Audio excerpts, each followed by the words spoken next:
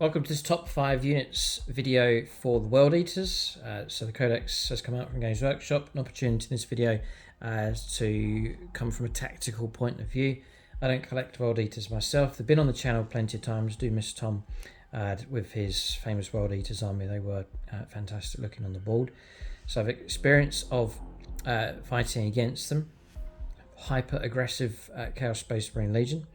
In this video, the idea is to show you the top choices for, I say competitive, but top choices for the competitive scene, but also if you want to pick strong units for your games. We'll also do some honourable mentions as well, units that haven't made the top 5. I'll put those in the honourable mentions section as well. By all means, you're welcome to leave your own top 5, top 10 in the video description below. And do check out the comments, see what other World Eater players are saying. So before we get stuck in, I've got my Codex from gamingfigures.com, link for them in the video description below. They do discount 40k. The great thing about Gaming Figures, if your order is large enough, you can tap into extra discounts that come off. If your order is big enough, you can tap into free postage with them as well. They also stock a wide range of other gaming systems, paints and accessories and so on. And if you're in the middle of England, Middlesbrough kind of direction, you can pop in and see them. They have the gaming store and also a gaming setup there also. So in the video description below, you'll see their website, and also leave a link for their Facebook page as well. And then the backdrop that we're using for this review is the battle mat here from gamemat.eu, and then I've painted up to match some of their industrial terrain set as well. It's one of my favourite terrain setups, this one. Nice blue-grey tones going on. You can check out gamemat.eu for your suppliers of battle mats and pre-painted terrain sets available from them as well. So with the Codex, it's very useful to get the data cards, and that's what we're going to look at here. I'll zoom in, we'll take a look at the data cards, and you can see the stat lines as well on the screen as we go through these top 5 unit choices plus honourable mentions. So we're going to kick off with some honourable mentions. These are choices that haven't made it into the top 5, but they are very, very good. And there are plenty of options now for World Eaters, lots of different units to choose from. Plenty have been left out. First up's the Imprints of Khorne. So you're going to get yourself a nice solid monster here. OC of 3, it's not too bad. 10 wounds, try and get through, and this makes him strong. 2 up save as base, plus a built-in 4+ invulnerable save. It's always a solid combination to go for. Toughness 10, so he's tough as a tank. And a 10-inch move. Now this is the one without wings, and he's still got a 10-inch move, so this is fast. Here you've got Infernal Cannon with 3 shots. You've got rapid fire 1s, potentially 4 shots, range 24, strength 5, 3s to hit, -1, 2 damage, a little bit of firepower. It's not the main reason you take him. And then close combat, another strength with him is the ability to strike or to sweep, which is good. So depending on what kind of target you're up against. With striking, it's 8 attacks, fantastic amount of attacks, hitting on 2s, strength 8, -2, plus and then 3 damage, which again is solid. Not D3, not 2 damage, but nice solid 3, which again is brilliant. And then you can sweep 16 attacks, 2s to hit, strength 6, a little bit of AP -1 going on there, and damage 1. I think it's a real good profile here with the Imprints. So just off camera here, bear in mind that all the profiles we look at here, you've got your Blessings of Khorne army roll as well to further enhance your melee. Really, they're all about close combat, getting stuck in and destroying stuff. So you're rolling 8 dice. You're looking for combinations of results. For example, roll 8 dice. It says here Ash makes a Blessings of Khorne roll, getting the following. He scores a 1, a 2, a 2, a 2, a 3, a 4, a 6, and a 6. And it says first they use the 2 6s to activate Warp Blades, which requires a double 5+, leaving the following dice: a 1, a 3 2s, a 3, and a 4. They then use the 2 2s to activate Unbridled Bloodlust. Now that those 2 Blessings of Khorne have been activated, no more can be activated. The remaining dice are discarded. And you activate different ones with those different combinations. It gives you bonuses such as reroll charges. You can pile in 6 inches of 3 is another one for Rage Fueled Invigoration. Or Total Carnage, 2 3-ups is Fight on Death. Martial Excellence is Sustained Hits 1s. You can see how this really helps out close combat. Warp Blades, this is like army wide. Warp Blades gives you lethal hits, and Decapitating Strikes for infantry units gives you death wounds. So, and you've seen by the example there that there was 2 of those activated with the dice rolls that were scored. So bear all of that in mind, that potentially you've got like sustained hits here on this model, for example. Reroll charges and so on. So really good. So with that in mind, this is a superb profile. And then you've got Lord of Murder, whilst modeled 3 inches on a more friendly World Eaters infantry units. This model has the lone operative ability, so you can now mask him behind units as well, so really strong. You've got Devastating Assaults. When he charges, you get Dev Wounds, which is excellent. And once we're battle round, one model from Army can use this. Army with this ability can use it when a friendly World Eaters unit is within 12 inches. Model is targeted with a stratagem. If it does, reduce the CP cost by 1. So he's the Imprints of Corners are really good. Angron's in. I don't go for the whole profile. You've got yourself a big tough monster here. 16 wounds, 2 up save, 4 plus invulnerable save. There's that combo again. Got 14-inch move of him. Toughness 11. OC of 6. And then in close combat, he's got built-in devastating wounds of his strike ability. Obviously going to be paying a premium for this, which is the downside. It's going to cost you a fair bit in points. But in 8 attacks, 2s to hit, strength 14, -3 and d6 plus 2 damage, like between 3 and 8 wounds a time. And sweep attacks, still getting 16 attacks of dev wounds, 2s to hit, strength 7, -2 and 2 damage. You can deep strike, and then Reborn in Blood. Start the battle round when you make a Blessings of Khorne roll. If this model is destroyed, you can roll a 666 from that roll to use this ability. Instead of activating the Blessings of Khorne, start the battle round. If you do, the model is no longer destroyed.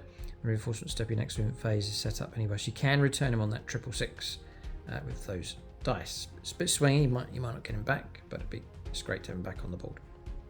And he gets back up with 8 wounds remaining, using deep strike ability as well.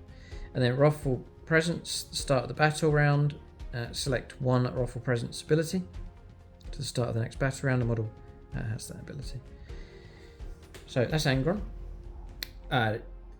There's a couple of abilities there as well, so he's good, but it's obviously going to cost you a premium. Forge Fiends, popular amongst Chaos Space Marine players. I'm going to go through the whole profile, just the fact that you can... Yeah, well, there is something to point out. Furious Onslaught. Each time this model makes a ranged attack that targets the closest eligible target within 18, you can reroll the hit rolls. You can get reroll hits. It's a great firepower support type unit. With World Eaters, yes, you're going to go for pushing forwards, trying to get in with the charge and so on, but it is always handy to have backline firepower support for anchoring at the back, putting down some firepower for reaching targets you can't quite reach in close combat. Forge Fiends are excellent. They're going to give you a nice 36-inch range, nice tough vehicle, built-in 5+ invuln save. And then the Ectoplasma Cannons, rapid fire 1. So they're blast as well, which is excellent against like heavy infantry and so on. D3 attacks each, which I think it's equipped with 2. Yeah. Forge Fiend Jaws. No, you can get 3 of them. Yeah, the Jaws can be replaced. Models Forge Fiend Jaws can be replaced with an Ectoplasmic Cannon. Yes, you can get 3 of them. So that's like 3d3 attacks, which is great, averaging about 6 shots. If you're trying to go for heavy infantry, say heavy intercessors, for example, you start getting extras, then you can start getting a nice lot of shots. Force for hits is the problem. It's not a heavy weapon, but strength 10 -3 and 3 damage. Pretty good support with that thing, an all-round kind of support. Monsters, heavy infantry, vehicles, it will cause trouble. Yep. Next, Chaos Rhino. Some would rate this very, very high. It's alright, it's just a cheap box to transport stuff, which is useful enough for trying to get across the table to protect the models inside and so on. So you're not going to go through the profile. The ability of this Rhino, this version of it for the World Eaters, is in your movement phase. Each time an enemy unit is set up or ends a normal advance or fallback move within 9 inches of this model. So if the opponent starts to get close to you, you can then activate this. Units inside this model, any units embarked within it can disembark. Okay, so it lets you disembark, but what advantage is that to do it? Like, you'd be safe staying inside and then disembark on your own turn. It's not going to let you move any further. I guess maybe to protect the Rhino. You could use it in some kind of tactical ways, I suppose, to heroic intervention type stuff going on. Not so sure about that one. That's why I kept him out the top 5, the Rhino. It's just it's certainly useful as a cheap box for transporting softer infantry units around. So it certainly has its uses, but I've put it there in the honorable mentions. Next up is Chaos Spawn, which again is quite highly rated amongst World Eaters players. You've got some pretty good rules going on with these. Usually they're cheap enough in points, so you could field a good number of them. Downside is the size of the units. There's no flexibility anymore. It used to be different sized units. You just have to get 2 of them. The other downside is the models. I mean, the model's horrific. It's terrible. And I mean, it's an old model. It's been around for a long, long time. And what amazing models you could get if Games Workshop did a resculpt. So I would look for like alternate models. Either build your own as alternate companies maybe, or even borrow models from like Age of Sigmar. That kind of direction I would go for Proxy and Chaos Spawn. So there's some advantages with these, but I kept them out the top 5 because there are some downsides. So on the upside is they're cheap. They're fast, 10-inch move, which is really good speed. Toughness 5. There's 4 wounds trying to get through. So damage 3 weapons, they're going to have to get past. It won't be a damage 3 weapon is not going to be enough to kill it. It's damage. It's 4 wounds, and on top of that, you got 5 up for no pains. There's plenty of absorption with these things. In close combat, though, a couple of downsides. In close combat, D6 plus 4 attacks, so anywhere between 5 and 10 attacks each. That's good, but the weapon skill is 4+, which I'm not keen on. It's not very reliable. Strength 5 is okay, but it's not that great. AP -1 is not that great, and damage 2 is okay, but there's a fair bit around there now which can negate that, like -1 damage and so on. So the AP is not strong enough. Space Marines, for example, just counts that out with Armour of Contempt. Then a couple of other positives which put these in the honourable mentions is you can declare a charge on a turn in which you advance. So move 10, advance and charge. That is swift. Combine that with scouts of 8. You've got a very, very quick unit. So on the limitation for the size of the unit and the vulnerabilities they have, I wouldn't be trying to use these hyper aggressively, but for perhaps early grabs and objectives, or tying units up or distracting units in a cheap way, Chaos Spawn I think would be very useful. It'd be very, very quick on the board. Move 8, move 10, advanced charge is very, very swift for an infantry based unit, though they're classed as beast here. But I've put them in as honourable mentions. That's the honourable mentions. Those are all good units. But now we're going to move on to the top 5.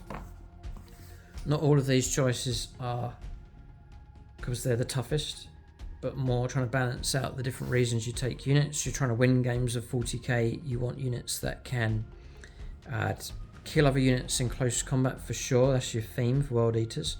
But also you're looking for cheap units to fill the army out, tactical units to help you pick up secondaries, whilst the rest of your army is away fighting and trying to destroy the enemy units. You can have other cheaper units moving around the board, just helping you with your overall game plan. So bear that in mind. Don't just pick the toughest and strongest units out there. So up at number 5, this is seems a very good unit to take, and that's Khan the Betrayer. So you've got an 8-inch move infantry character. The idea is you're going to bury him inside a unit of Khorne Berserkers.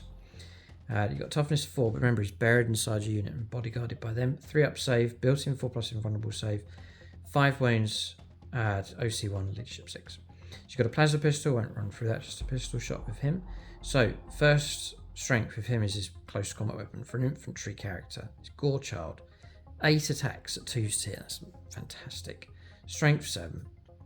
AP -2, there's a better AP, and then damage 3 from an infantry model's fantastic. So plunge him into like heavy intercessors, for example. Terminators, let him chop away.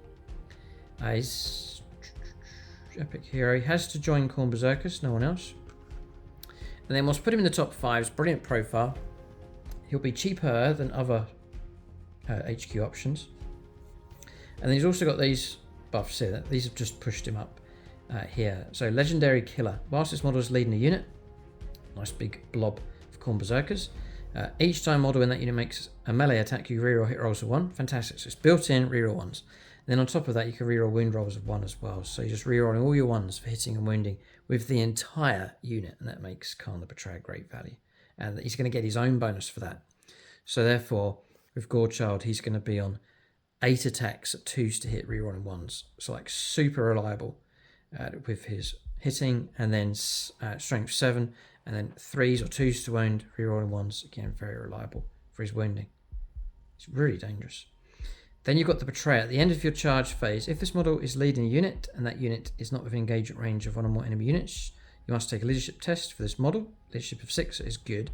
If the test is failed, one bodyguard model from that unit is destroyed, so you will self-destruct on a unit. But the idea is just put him inside your Berserker squad and off they go. Berserker Fury.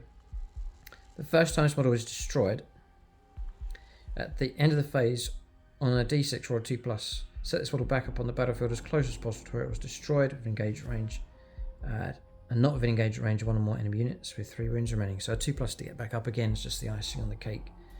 Real solid choice. So if you're taking Khorne Berserkers, Khan the Betrayer is an excellent option, and you can just bury him inside that unit.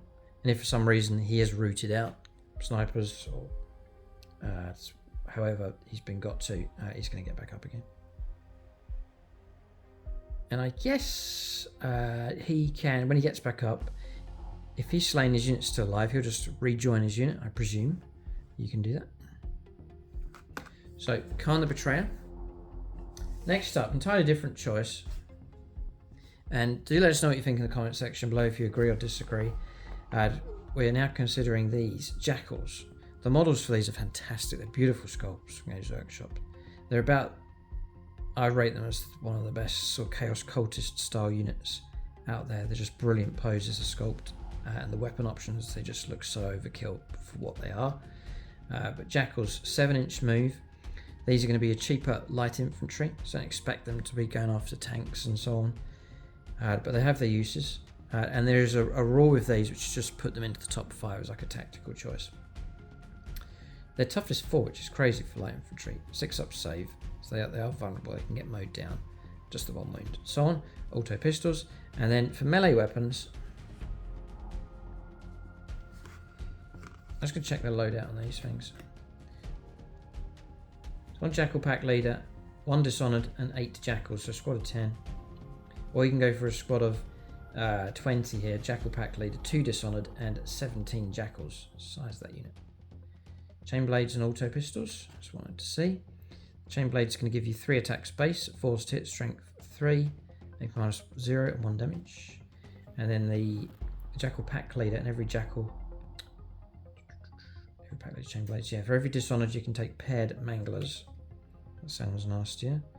So the Mangler, either 1 or 2 of those in the unit, is going to be 4 attacks at 4s to hit, strength 4, AP 0 and 1 damage. And then it says here, for every 10, 1 Jackal Chain Blade can be replaced with a Mauler Chain Blade.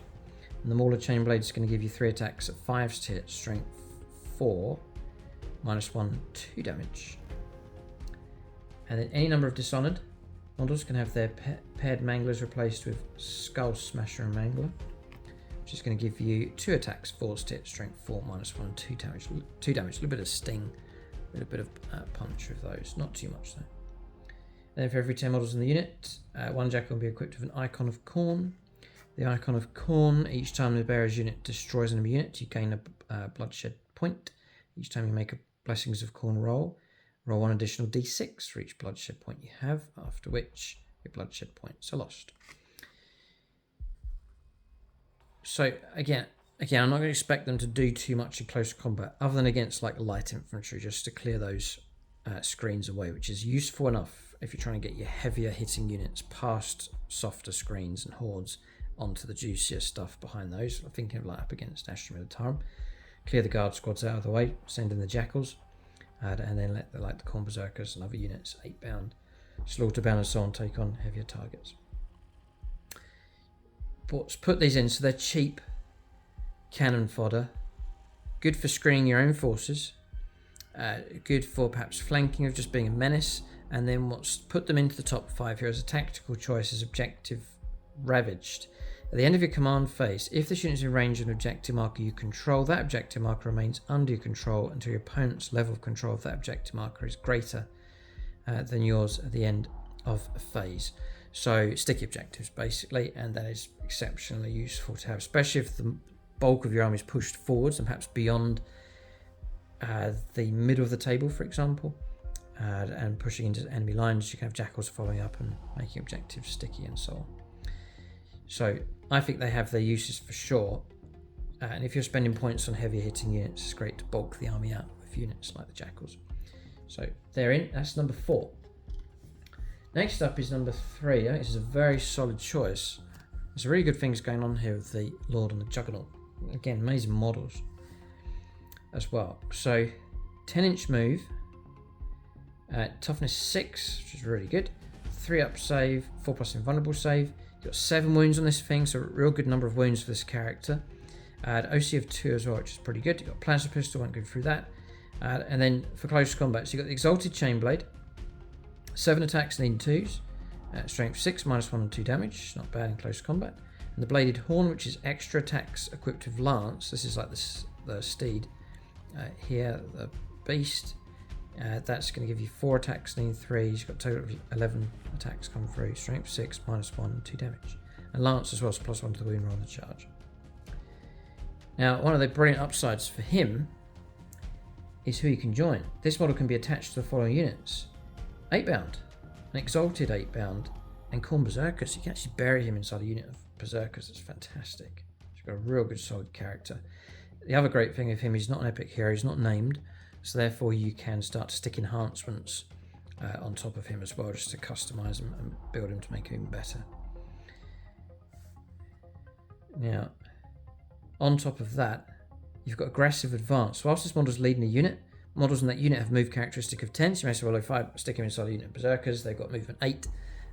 They'll go to movement 10 along with him. So they pick up the pace to keep up with the Juggernaut, which is crazy good.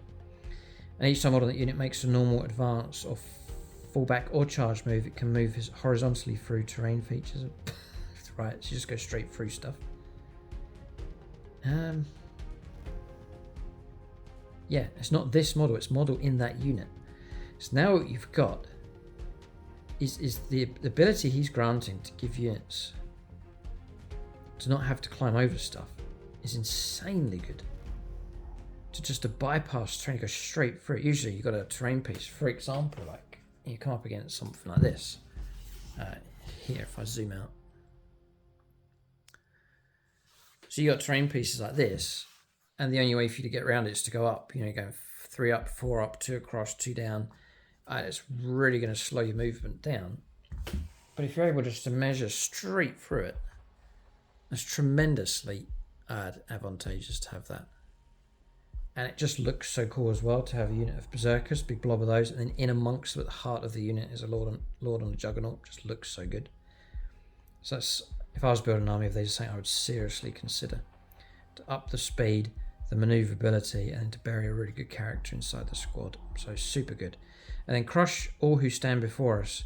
Each time this model's unit is selected to fight, you can use this ability. So that's every time. When determining which models in this unit are eligible to fight, any models in it that are within 3 inches of one or more enemy models are eligible to fight. So it's increasing your engagement range.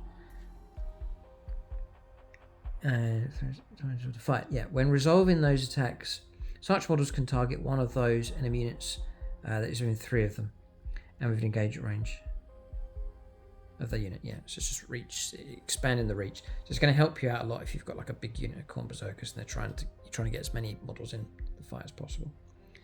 So I think it's an absolute solid choice. That's why I've put him in at number 3. And it seems like World Eater's got some real good choices.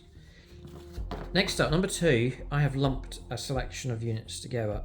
I think they're all built from the same kit. I could be wrong on that.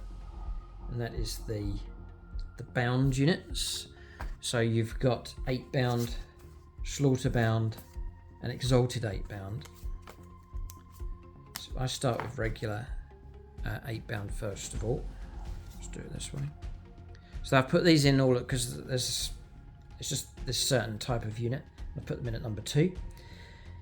So with 8-bound, Got 10-inch move.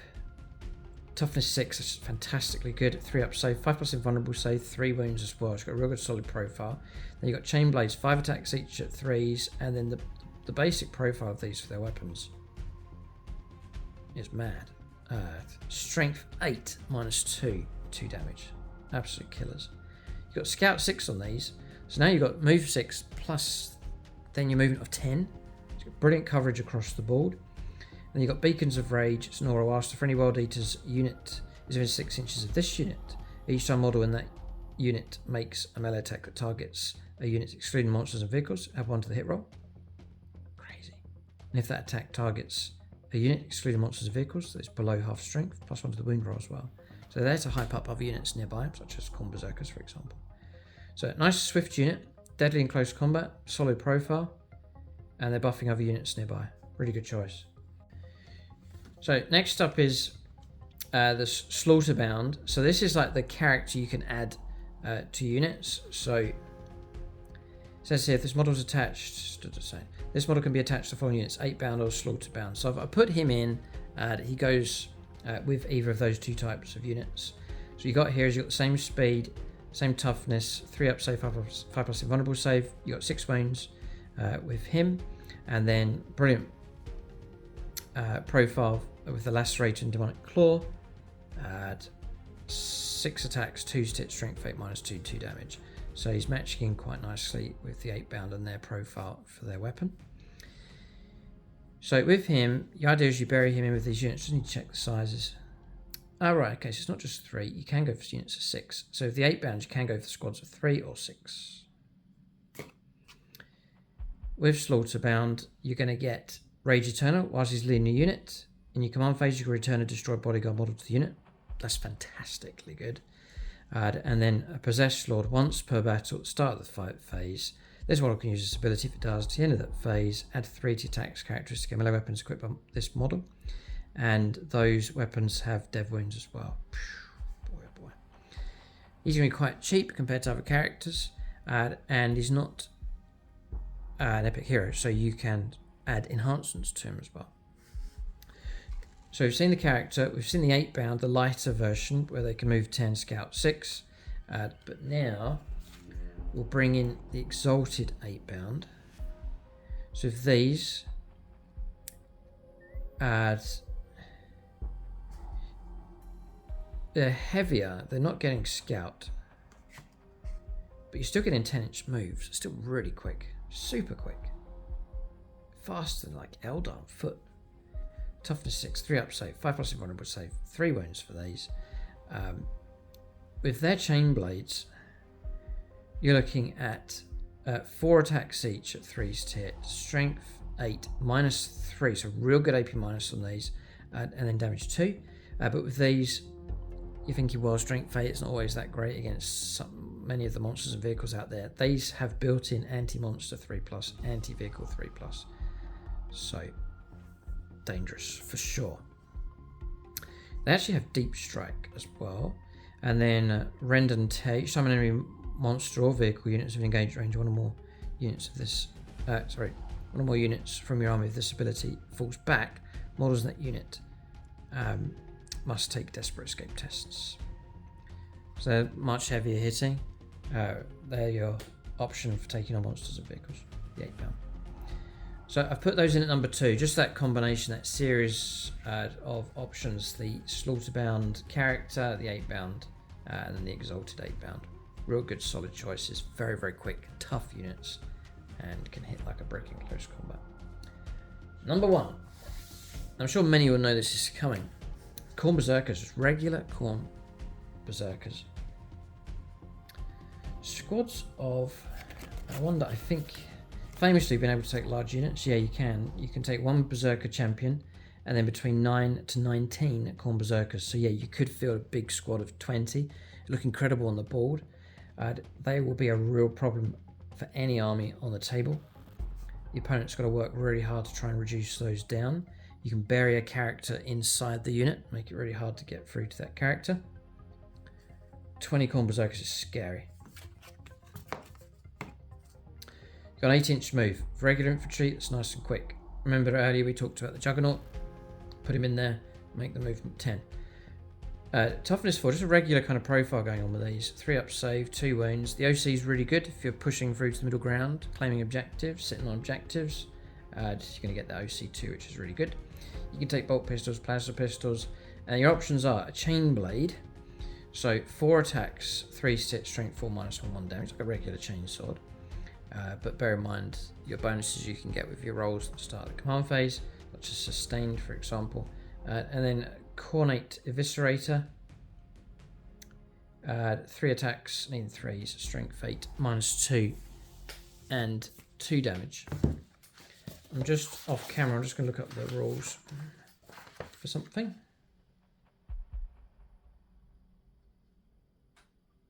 Yeah, if you take decapitating strikes with the right combination, that's a double 6 or 3 3+, which is likely going to get it. If you target infantry, you can take dev wounds. Put dev wounds. It's only if you're targeting infantry though. But you can stick that on them.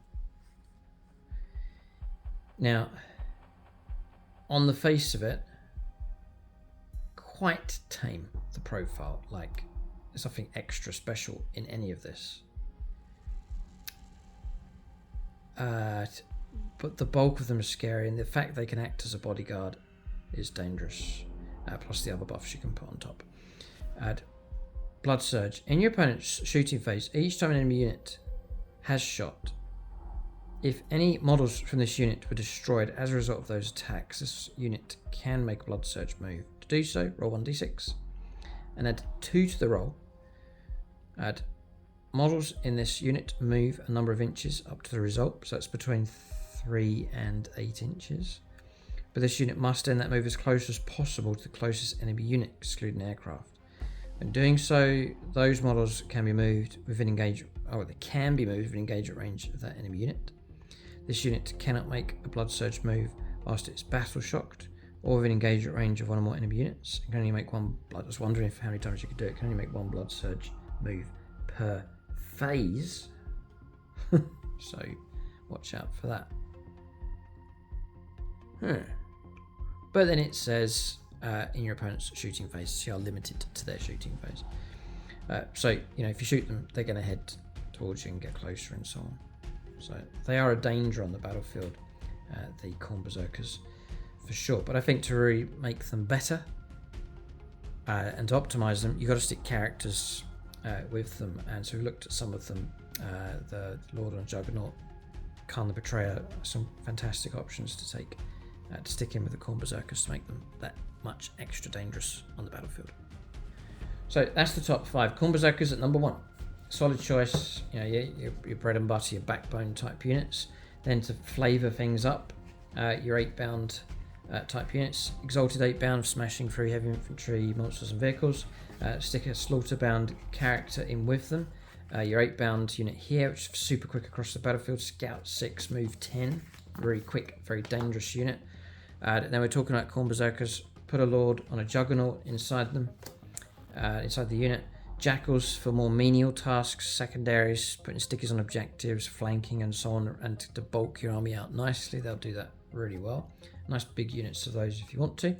And then Khan the Betrayer, another fantastic option to bury inside your Khorne Berserker units. And then honourable mentions, Chaos Spawn, nice and cheap. Chaos Rhino for moving infantry and protecting them up the board. You got the Forge Fiend for some vital firepower support. Angron's a beast and potentially can resurrect and just be a pain throughout the game. And Dim Prince of Khorne, real good solid profile this one. And bear in mind your enhancements and so on you can stick on top of what is a very solid profile. Borderline, or perhaps should have made it into the top 5. The Dim Prince of Khorne is an excellent profile for sure. So that's my honourable mentions and top 5 units for the World Eaters. Let us know your own combos in the comments section below. Is there a unit I've missed out that should be in? By all means, let us know in the comments section below. For discount 40k, it's gamingfigures.com. And then for battle mats and terrain, it's gamemat.eu. You can get some fantastic terrain and battle mats from them. If you enjoyed this video, do give us a thumbs up, leave a comment, keep a lookout for more videos in this series. Thanks for watching. Tune in next time.